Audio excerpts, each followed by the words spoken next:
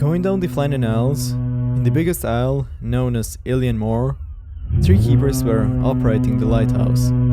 2 of them went outside, and in a strange turn of events, the lighthouse goes dark. The 3 keepers were soon to never be seen again.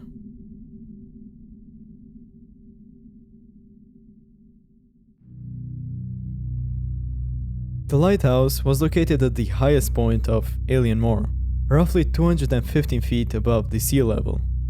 For the lighting of such a new and important station, they needed some of the best keepers possible, so they chose James Ducat, principal, a 43-year-old with 22 years of experience, who came from Arbroath.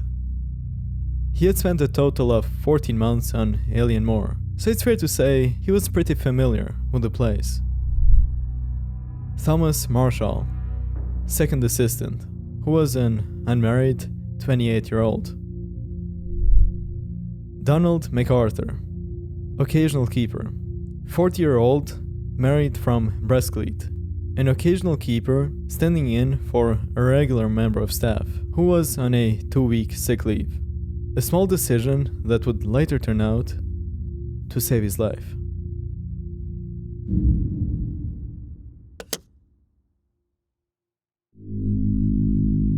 Something abnormal happens at the midnight on the Flannan Isles, where the cargo ship Arctur, on a passage from Philadelphia to Leith, noted that its log light was not operational, and the lighthouse was left in dark.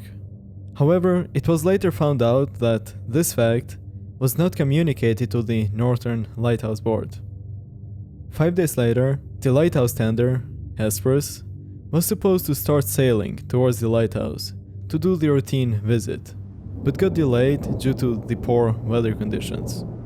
Captain Jenkins of the trading ship Manhasset also reported that he passed within 7 miles of the Flannan Islands, and although the weather was clear, there was no light to be seen. On noon of December 26th, the ship Hesperus had arrived on the isle for the purpose of making the ordinary visit. The flag, which is usually supposed to be on the flagstaff, was abandoned, and none of the keepers were there to welcome the ship. The ship's captain, Jim Harvey, sounds his horn hoping to alert the 3 lighthouse keepers, and even fires a flare later on too. There was no response. Joseph Moore lowers a boat and gets off the ship, and with some difficulty manages to jump ashore. Then he proceeds to go up the 160 steps to the lighthouse. I went up, and on coming to the entrance gate, I found it closed. I made for the entrance door leading to the kitchen and storeroom, found it also closed, and so was the door inside that, but the kitchen door itself was left open. Upon entering the kitchen, he sees the fireplace, which hadn't been lit for days. He checks each room in order, and sees the beds, which were found empty, and the stopped clock alongside them, a thing that suggests they probably had disappeared a couple days earlier. He knew something serious had occurred, so he went to inform the captain. After telling him of what he saw, he gets ordered to go back to the lighthouse, this time with a few other seamen. They proceed to the light room, where everything was in proper order. The lamp was cleaned, the oil reservoir was full, blinds on the windows, and there was nothing that particularly caught his attention. However, 2 pairs of oilskins and boots were missing from the hook in the cupboard. Afterwards, they got ordered to stay on the lighthouse for the purpose of keeping it operational. Upon the examination, Captain Harver turns the ship around and goes back to Breskleet Lewis, where he sends back an urgent telegram to the Northern Lighthouse Board, which read as follows. A dreadful accident has happened at the Flannans. Fired a rocket, but as no response was made, managed to land Moore, who went up the station but found no keepers there. Night coming on, we could not wait to make something as to their fate. I have left Moore, Boymaster, and 2 other seamen on the island to keep the light burning until you make other arrangements. The following day, they made a thorough research and found out that everything on the east landing was in proper order. The ropes stored there since the last time the ship was on the island were all in their places. However, we can't quite say the same for the west landing of the isle.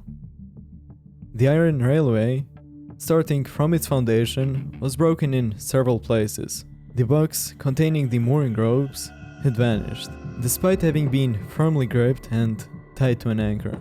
It was evident that the isle must have been exposed to some pretty heavy weather at some point between the time of the previous landing, which happened on 7th December, and 26th, the time when J. Moore first returned.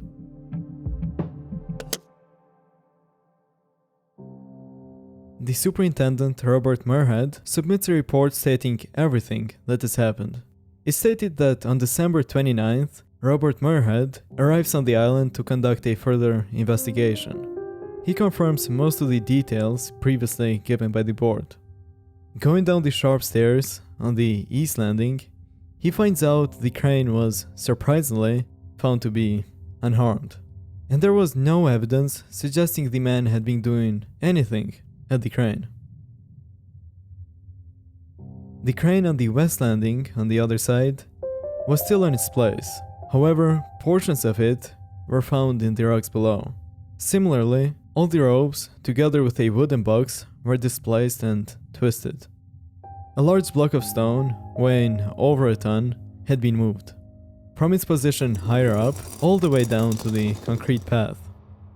Strangely enough, a live buoy, supposed to only be used in case of an emergency, had disappeared.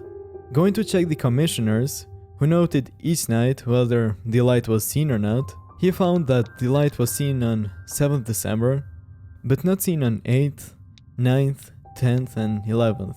It was seen on 12th, but not seen again until 26th, when it was relayed by J. Moore.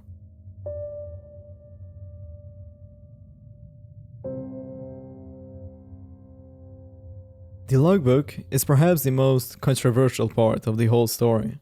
It's a book where important events in the management team are stored. Luckily, it was found. As stated in a 1920s pulp magazine, it's mentioned that all the logbook entries were written by Thomas Marshall and read as follows.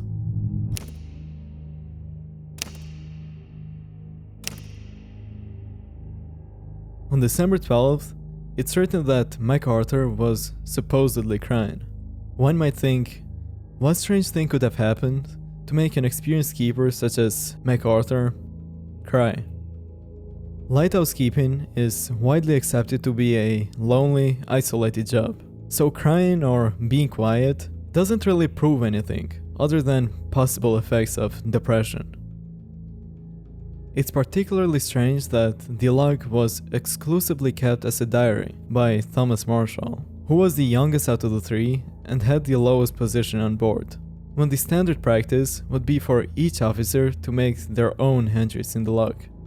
His comments about Ducat being irritable seems a bit too out of ordinary as well, knowing full well that he would be required to justify it to not only Ducat but the Northern Lighthouse Board as well.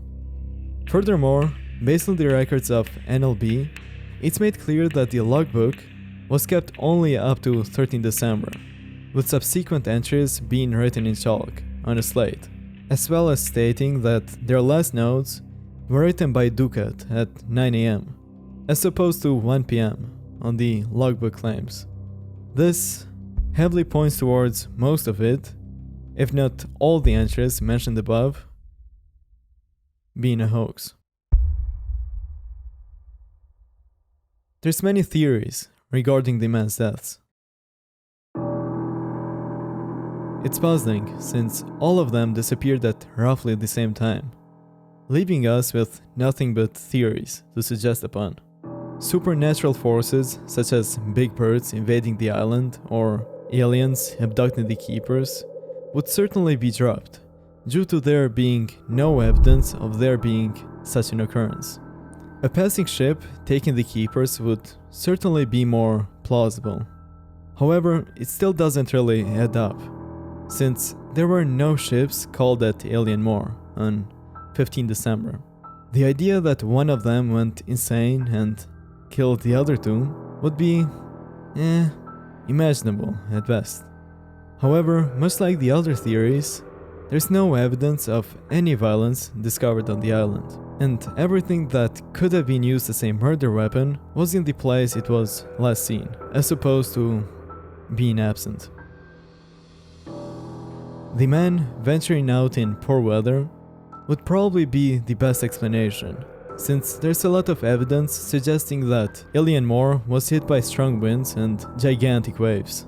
However, what's confusing is, why would 3 experienced keepers go outside in heavy weather, being completely aware that keeping the lamp burning is their primary duty?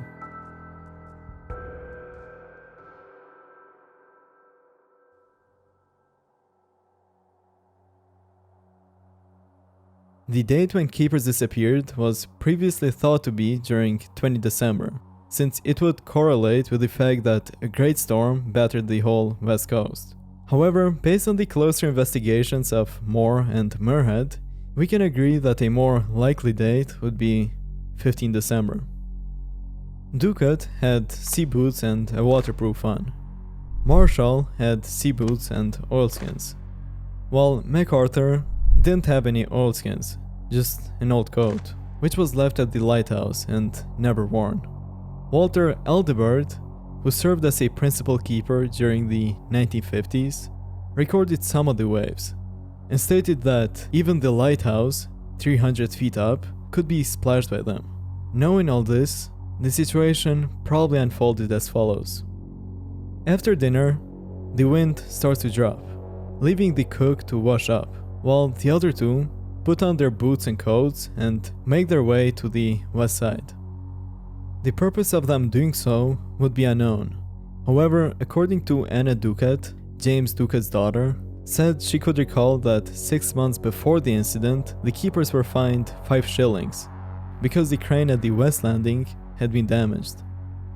She believed her father and Marshall went out to inspect the mooring ropes to prevent the damage from being done and make the repairs necessary to avoid another fine. Suddenly, a wave much bigger than the previous ones comes in and sweeps one of the men into the sea. The survivor goes back to the lighthouse and calls for MacArthur's help. MacArthur, who had just cleaned the dinner, knocks his chair from under him and rushes out, not caring to wear his coat along the way. They grab a heaving line and go back to the west side, hoping to throw it towards the unfortunate keeper. Then comes another huge wave and sweeps both men into the sea. This by far seems to be the most likely explanation. However, there are still things that don't quite match up. If the men were all in a hurry, then how could the gate, front door, and an inside door leading to the kitchen all be closed? As well as the sheer coincidence of 2 gigantic waves hitting in succession, knocking all 3 men into the sea. Events such as this one are extremely rare, but the idea that you can disappear without leaving a single trace behind is bone-chilling to me. There's always going to be questions to be made, and unfortunately, we'll probably never know for sure. Thanks for watching, and I'll see you in the next one.